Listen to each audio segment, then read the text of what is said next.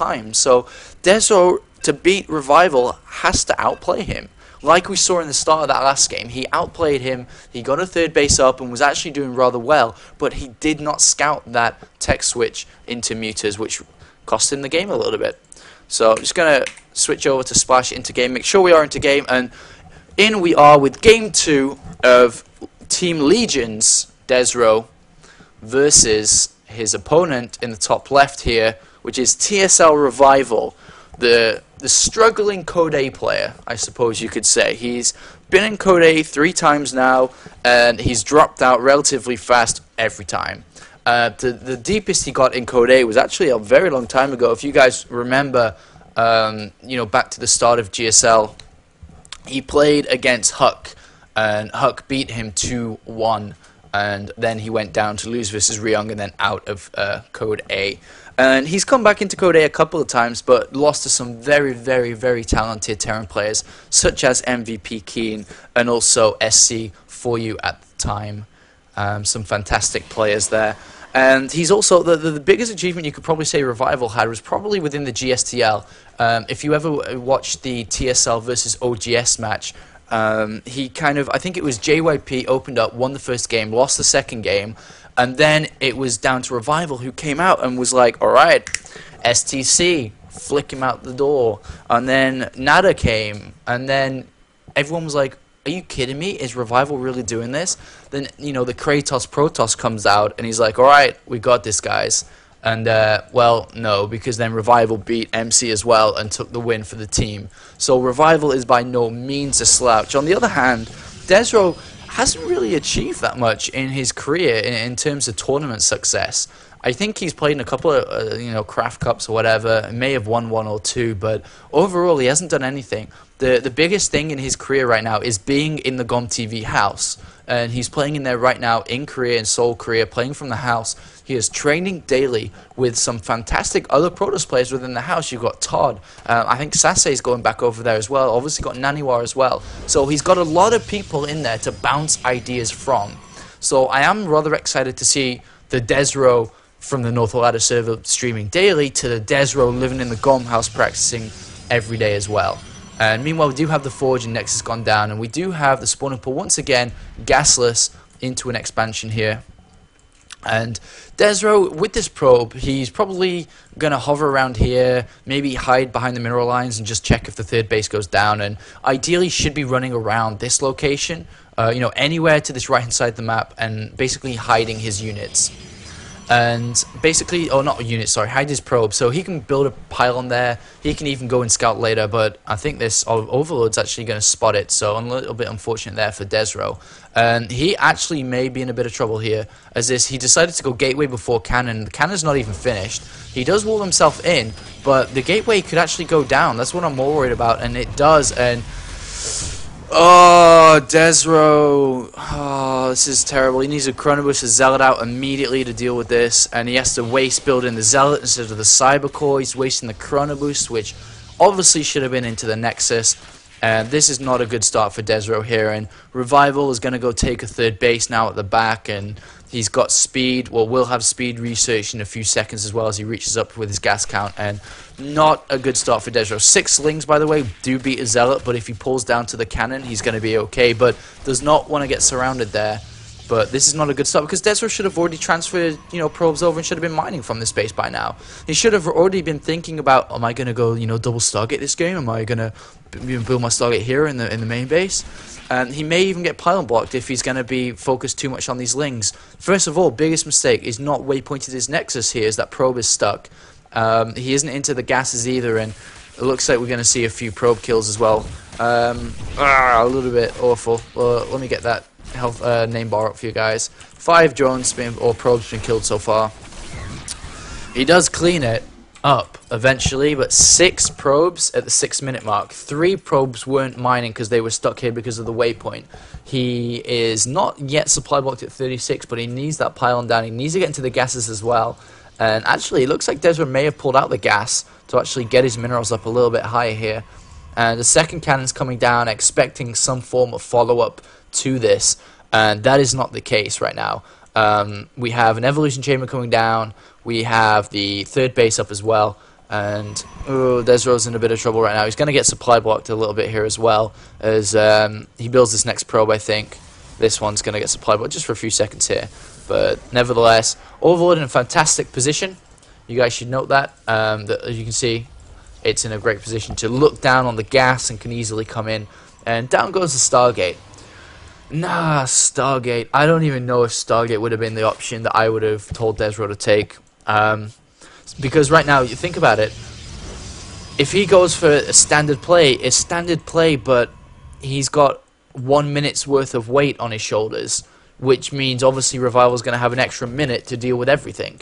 So, I'm not sure about this. I would have maybe preferred him to go and try take a cheekier third base, maybe add on these 3 gateways. Obviously, the gateway here switched with the Stargate, and then go with 4 gateways and just skimp on the Twilight Council Robo and try to take an earlier third and put yourself under the bus a little bit there. But it's the risk you kind of have to take when you lose that much early on. But still, the game is no way near out of Desrow hands. But let's look at the vision of Revival. Look at that. He spots the Stargate. He spots the additional gateways. He has lings absolutely everywhere. There is nothing going to be hidden from him in this game. And as you can see in Desrow's vision, it's quite the opposite, as he's very much stuck inside his own world right now. But once this Void Ray comes out and additional Phoenixes to follow it, he should start to get some map control and maybe do some harassment. Look at this right now. The thing is, because of that early start, which Revival had a great advantage from, usually you see Zerg players cutting drones about 50, 55 is the maximum usually. But he's more than happy to just drone up to 65. He knows Desrow's slow. He knows that this stuff can be dealt with because of that 1 minute slow wait we put on Desrow, that he's actually fine to deal with this. And you can see now he's got 65 drones and now he's building his units and he's going to be more than happy to deal with this. Even with +1 finishing, +1 melee attack is about to finish also. And it doesn't really matter, there's a Spine Crawler Queens and there's enough lings coming out to actually deal with these zealots anyway. Nice focus fire on the Void Ray, and as you can see, a few lings do come out and they will clean this up. And Desrow has to take this third base, there's no other option. He cannot try to do anything gimmicky, nothing's going to work. So right now I would not be surprised. I was going to say there's a Spire coming down, which it is. Desrow has to find the Spire. It's so important. He does have a Phoenix in production. Let's have a look at his unit tab. Doesn't have any out yet. He does need to get the Phoenix, a single Phoenix. He doesn't need Hallucination. He can use that Phoenix to go scout the Spire.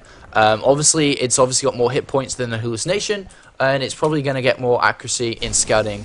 The worrying thing right now is these lings coming down, because they're going to be checking for this third base. And to be honest, he could actually lose sentries here. So he has to force field well. Let's have a look. Okay, gets in good position. Good. Very nice, Desrow. Meanwhile, there's that Phoenix. Oh, it's not going to scout it. Very nice hiding it by Revival. Look, he's not going to see it again. And to be honest, okay, so a lot of you guys, if you've been watching people like Hero and other decent Protoss player streams, even Naniwa, people are naturally transitioning away. Oh, hold that thought. I'll bring that point back in a minute. Okay, great. He gets a Spire. Okay, good. But what I was saying is, the natural metagame has been developing where Protoss players against Zerg are naturally going down Templar Archives now, expecting mutas. And to be honest, a Zealot, Archon, heavy upgrades, and Storm with Immortals is not a bad composition to have anyway against Protoss. Because the thing is, the way that people used to deal with that kind of composition, because the kind of way it worked out was you went Hydras, and then Storm came in, and Storm killed Hydras, and then people went Heavy Roach, and Heavy Roach beat it down. But with the new Immortal change, is that Immortals can beat Roaches so well right now. So the kind of metagame switched back on itself.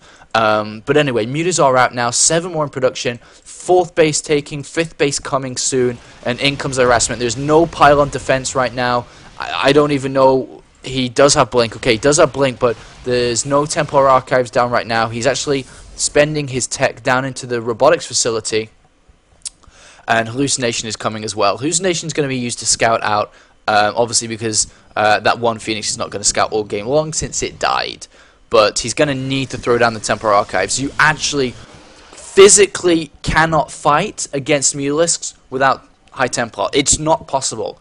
No matter how many Guardian Shields you deploy, no matter how many Stalkers you have, it doesn't matter. You need it. So that's what we need to see from Desrow right now. But the thing that Desrow has to do right now is defend on multiple fronts with these Stalkers. And his saturation, wowie, wow.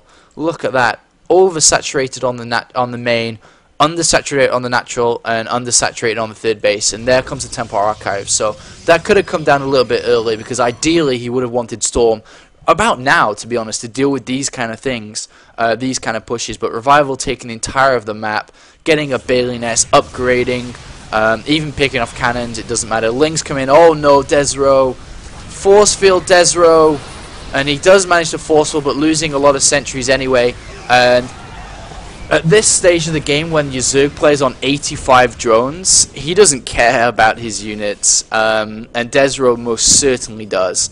And this is very painful for Desrow right now. He's going to be able to pick off a few mutas here, and he doesn't have a trap, and these probes are in danger. And Revival is pulling Desrow around like, I don't even know how to describe this without swearing, and I don't want to swear. So this is really bad for Desrow. And Phoenix getting picked off. Here comes that Warp Prism again. He's going to try and do something towards slowing down the expansions of the Zerg play, because that's what you kind of have to do fighting against the Zerg plays. You have to stop this gas. He's got 4 base, 5 base, 6th base. Oh, and Desrow's on a measly 3, trying to get Storm up right now. +3 attack is on the way, which is obviously going to help out a bunch, but he definitely needs the gas and definitely needs High Templar. He should actually start warping in High Templar now, because Storm is not so far away, and there we do see the High Templar warp in. He needs to get the energy built up so we can Storm immediately with them.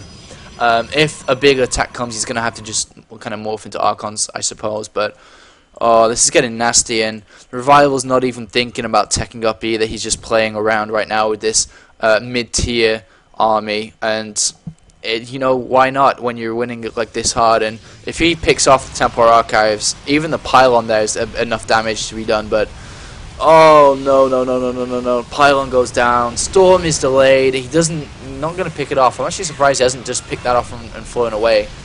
But nevertheless, it's still slowed down, and all Desrow's units are here. And probably guess what's not in his main base? Yeah, as many units. But he does have 2 High Templar, but does not have Storm. It's unpowered, and they obviously would save his main base, because there's a lot of probes there about to die if these mutas do go in.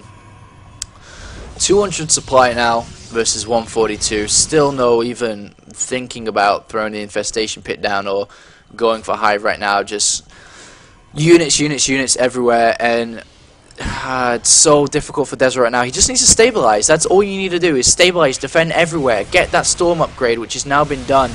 And oh my god. Oh, it did finish. Okay, it did finish. But he can't warp in any more High Templar. He only has, what, 2? Okay, no, 6. Okay, I don't know where they are. But he does have 6 somewhere. Are they in the Warp Prism? Okay, 2 in the Warp Prism then. 2 in the Warp Prism, 2 in the main base, maybe 2 on the natural. Yeah, 2 in the natural. Okay, so Desrow's pretty much set up to defend now. What Desrow's next stage is, since he's kind of stabilized and can defend with Storm now, is he has to think about a 4th base. Of course, because our opponent's taking 5-6 bases across the map. He's also got a Hive now and will be going for a brilliant Storm by Desrow. Oh my god, that's a lot of damage. Very good Storms from Desrow. This is most definitely the time he has to move out now to go start taking a 3rd base, but oh no, Desrow be clumped up. Okay, and Ling's in the main. Very good defense against the mutas though. Here comes the Warp Prism, and it is spotted by... Oh no, it's not spotted. Okay, well, does he know about it? Maybe he saw it. I don't know. But mutas smell something I didn't see. So maybe he did see it. But Desrow is looking... He shouldn't look to push out. He should look to take this 4th base. Okay, good. It's going to be built soon, but this Warp Prism does survive. So like I was saying, he's stabilized. He's got his main and 3rd and natural under control. What he needs to do now is probably not push out on creep. That's probably the worst thing you can do right now. He does need to find some form of harassment. And the 4th base is denied. The harassment has to come from this Warp Prism. That's the only form that Desrow can do right now. He doesn't have a Dark Shrine. He doesn't have Dark Templars. He can't afford it, really, because understandably he's got a lot of gas, but he's got so much money. And he's such a low supply blocked. Okay, good. 4 Templars coming in. Oh, no. Okay, good. What is Desrow doing up here, though? If this is a coaching lesson, I'd like pause him and tell him, why are you up there? Because what are you looking to achieve? Are you going to push? Are you not? Are you going to defend? Because what are you doing? Now you're just going to lose your third base. You should always idle, you know, in a defensive posture unless you're actually going to do something. Now he's coming back, and Mutas are no Templar in the main base. He can warp in units, but maybe he's got cooldown. 3 Stalkers do get warped in, but they're going to get picked off immediately. Still no 4th base for Desrow. He needs to try to get one up there. And right now, Revival is just toying with him. We're probably going to see Ultralisk come down very, very shortly. Oh, the way he is actually upgrading his air, god damn it, no, he's not going Ultras. He's definitely going Broodlords. He's at 3-3. So, Muta's at 2-2. Oh, Desrow. Bailings come rolling. And this is not going to be pretty for the French-Canadian right now. Oh, dear. Even tech, even just blowing up the tech and killing the Nexus is fine. Army, great. Oh, not good for Desrow. 80 Lings in production. No 4th base. Desrow. It looks like a desperation attack is coming out here from Desrow. Understanding that, you know, that was a lot of gas from the Banelings, right? So Desrow could be like, alright, well, maybe he doesn't have that much gas, but no, he's got a lot, Desrow. Storms are available. We're looking at about 6-7 storms available. Oh dear. Well, I don't think there's much to say about that. And that was a desperation attack, kind of blown away, unfortunately for Desrow here. And Revival just absolutely steamrolling Desrow. Unbelievable right now. His money is low. He's got like multiple bases. This counterattack, Lings are at 2-2, 3 coming soon. Ultra Cavern comes down, and GG called by Desrow. And wow-wee, that is not a good game for Desrow there.